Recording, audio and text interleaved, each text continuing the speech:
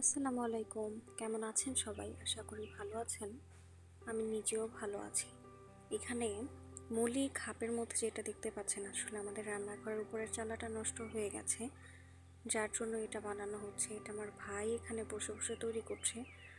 এই খাপগুলো বিছানার পর এগুলো কিপ দেওয়া হচ্ছে শক্ত করে, যেন ছুটে না যায়, এবং পরবর্তীতে এর পাশাপাশি খাপগুলো দিয়ে এর উপরে দিয়ে আবার গিটগুলো দেয়া হয়। এই যে দেখতে পাচ্ছেন, এখানে আবার পাশাপাশি খাপগুলো দেয়া হয়েছে। তো দেওয়ার পর এটা পাশে উঠিয়ে রাখা হয়। রাখা হওয়ার পরে এখানে খালি আবার দেখছেন আরেকটা বানানো হচ্ছে।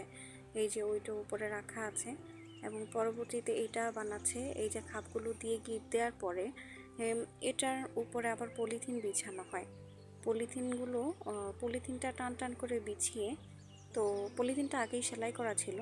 তো পরবর্তীতে আমরা একটু জিরিয়ে নেই, কারণ খুবই ক্লান্ত ছিলাম।